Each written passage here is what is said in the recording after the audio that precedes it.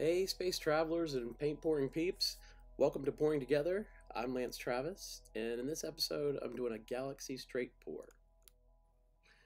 It's been a long time since I've done this kind of pour. I'm doing it in honor of a friend of mine, Sarah Mack. She's the queen of the galaxy straight pour. I was thinking about her because having a little bit of FOMO because she and Cathleen, Ozmore, and Mina Villegas were down in Texas with the Massey Boys visiting, and I just thought, well, I haven't done a straight pour, like a galaxy straight pour, in a very long time. I would just like to see if I can wipe some of the rust off and do one. And so I'm using her paint mixing recipes pretty much, and we'll talk about that a little. The kind of cup that you see me layering in right now, I'm layering my cup. I mixed the white paint for this with about 14 ounces of Floetrol and about 4 ounces of Artist Loft Fluid White and a little dollop of Deco Art Satin Enamel Pure White, so it gives kind of a little bit of cloud effect. And I mixed two of these so that I would have enough. This is a 20 by 20 canvas, and I wanted to have enough to use kind of to float the design around, but also to use within the pour. As I mentioned, Sarah Mack and Cathleen Ozmore and Mina Villegas were with the Massey Boys from Massey Art Studio in Texas, and if you get a chance, they have a lot of great videos from their visit, and I will try to put links to their channels and also to some of these videos in the description box of my video. As you can see, I'm trying to cover the canvas. I want to try to get as much of the base paint kind of where it's going to reach the corners, so that when I actually pour the straight pour, we can get the design to like float around and move easily over the canvas. The colors I used were like a green apple. I had a Glacier, Modern Masters Glacier Blue. I think I had a mid-tone cerulean blue, and Modern Masters Venetian Blue. I also had some coral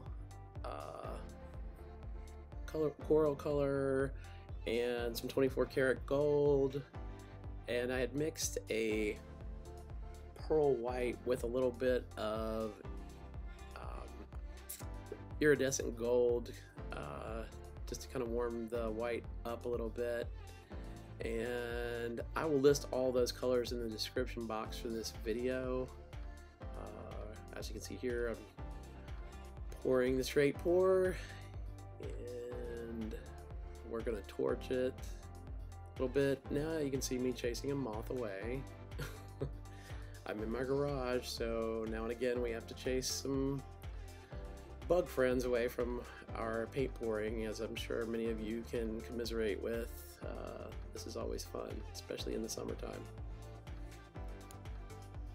Now, I will say the most challenging part about doing this pour was not necessarily the pour itself, but mixing the paints, because I have been in a pearl cell phase for quite a while, and I guess anyone who does a lot of other pours that require thinner paints like Dutch pours and pearl cells or dip and swirls, there must be a 12-step program or some kind of support group for us, because it was so weird to me to try to mix thicker paints. I was not sure what was thick enough. I know about the whole like mound on a mound situation, but I don't know, everything just felt weird to me. So maybe, you know, Sarah Mack and maybe, I don't know, Sarah Taylor and Tara Lombardi from Pieces of Terra and Kathleen, maybe you guys can recommend, and Dwight, from Dwight Pours, like, is there a support group for us? Because I don't know why this was so hard, but it was a little weird for me to be making my paints thicker, and I think I did okay. I'm gonna try to do some more of these types of pours and work on my consistencies a little bit more, because really that's what it's all about. You have to have the proper paint consistency for the type of pour you're trying to do. As you can see, I've been stretching out the design from kind of corner to corner, trying to get it to go off the areas where I feel like I can guide the bulk of the paint off the canvas. And still, like Miss Sarah Mack will tell you, getting your corners is very important, and it is oh so difficult. Man, is it difficult. And typically you always have to go back and kind of dip into the drippings and try to like coat those very corner pieces. I really like what this image was looking like, and if I hadn't have been careless, I could have stopped it here, kind of where we're at right now. I like how the bands were. I felt like they were open pretty good. I felt like this image was pretty good. And then I did something silly in the bottom corner, or the bottom part of the painting, and you'll see this in a minute. I couldn't correct it, so I had to end up pouring more paint off the bottom, stretching it down towards the bottom a little bit more, and stretching it back into the middle. And I wouldn't have done that. I think I would have ended it here. I really love what the image looks like, and I feel like the banding is good, the cells are good, but life happens, things happen, you have to roll with it, you have to do what you think is going to be the best for the outcome. And so yeah, so while you're watching this, when you see me yet again stretching it down to the bottom, realize I really wouldn't have. I would have left it the way it is. I feel like it looks great here. Okay, I want to talk to the like new paint pouring enthusiast. When you're doing this type of pour and you're actually pouring it onto the canvas, what I have learned from the greats like Sarah Mack and other people who do straight pours and galaxy pours, you want to kind of vary how you're pouring. You can actually do a little bit of ring kind of wrist circular motion if you want, but you actually want to like vary the height of the pour to the canvas. If you allow it to go higher, the color spreads and the design kind of spreads and moves around, and the closer you go, the more, I guess, kind of ring-like the design will be. But if you vary that, I think you get a more interesting design to work from in the end.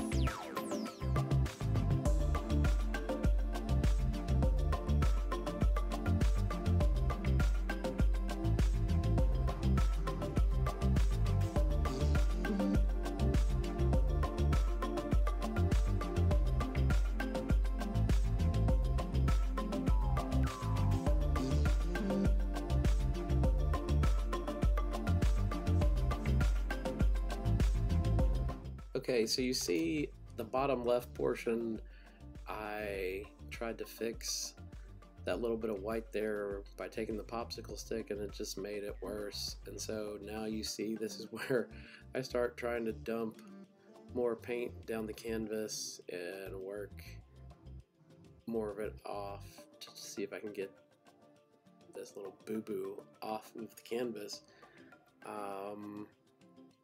And I try to use a skewer, it makes it worse. And I try to blow on it, doesn't help, makes new problems. So, blow on it again, there's my big ear in the picture, still doesn't work. Blow it again, not working. So now I have to dump more of the paint down the canvas. And here I go. Yes. So this is what I really didn't want to do. But I will say I do this, and if you look, I didn't lose that little gold cell there at the bottom, which I was very happy and proud of myself for not doing.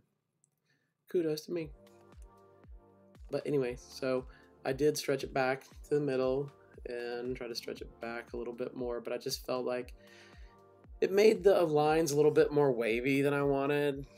Didn't want to do that, so I think lesson learned, leave stuff alone. I think that's the biggest lesson I've learned in paint pouring is don't obsess so much sometimes over small things if they're really small.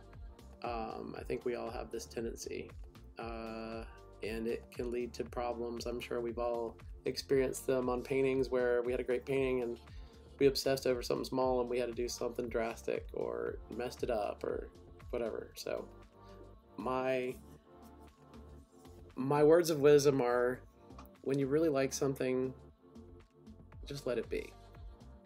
You know, don't necessarily obsess over something that is really small. Let's just take it into consideration and really think about the overall design.